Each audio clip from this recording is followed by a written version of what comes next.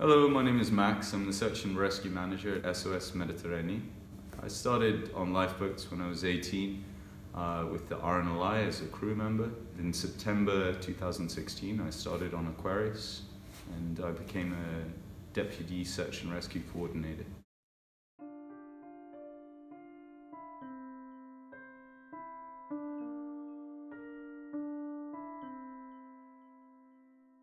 I've managed 3 rescues where many people died due to the boat being broken when we showed up. In our conception of rescue, especially in Northern Europe where I was trained, people visualize rough weather, maybe a lighthouse, a couple of rocks and enormous waves breaking over this thing, and you're there to try to deal with that context. So your risks there are pretty specific. And then I saw this video of one of the first mass casualty rescue that was done by Aquarius, and they show up, it's completely how anyone in that scenario would think if they'd never seen one of these rescues go wrong, never dealt with,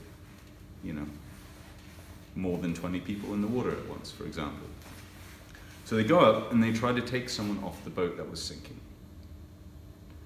And that's a rational thing to do, but suddenly what we realized is 5 other people were holding on to him and they all slid in the water.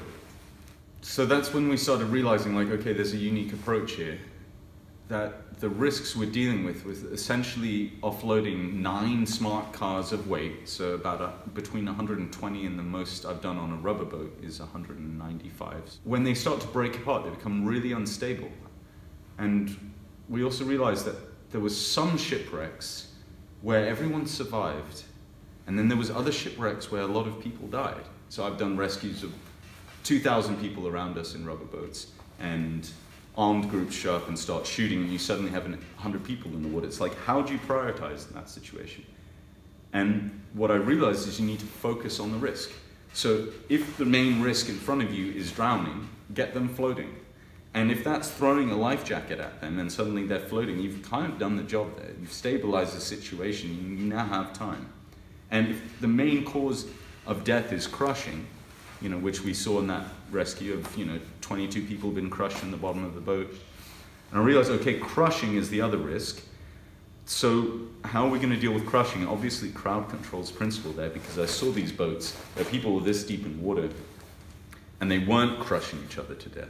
So we started working with panic. And once we controlled panic, we started working about reducing weight on these sinking vessels. So not trying to get them to safety yet, but stabilizing by offloading people onto whitewater rafts, essentially. So I started thinking okay, I can write SOPs for what I know, but what is within my sphere of influence or control that I can give to people in training, including myself, to deal with situations that you don't necessarily have a defined answer for.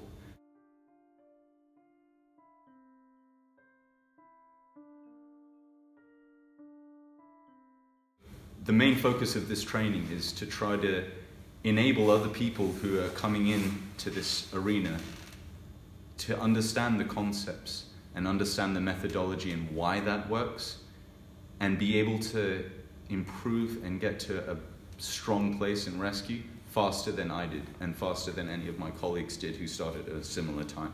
And we also used our experience to develop a more nuanced and deep understanding of the interventions we deliver. For example, my last critical rescue, I was 2.5 miles from the mothership, the mother vessel. It was night. We had a cross swell blowing like we do normally in the Mediterranean, waves coming from every angle, and the boat was breaking apart, the vessel in distress. And in the meantime, one of our ribs had engine problems.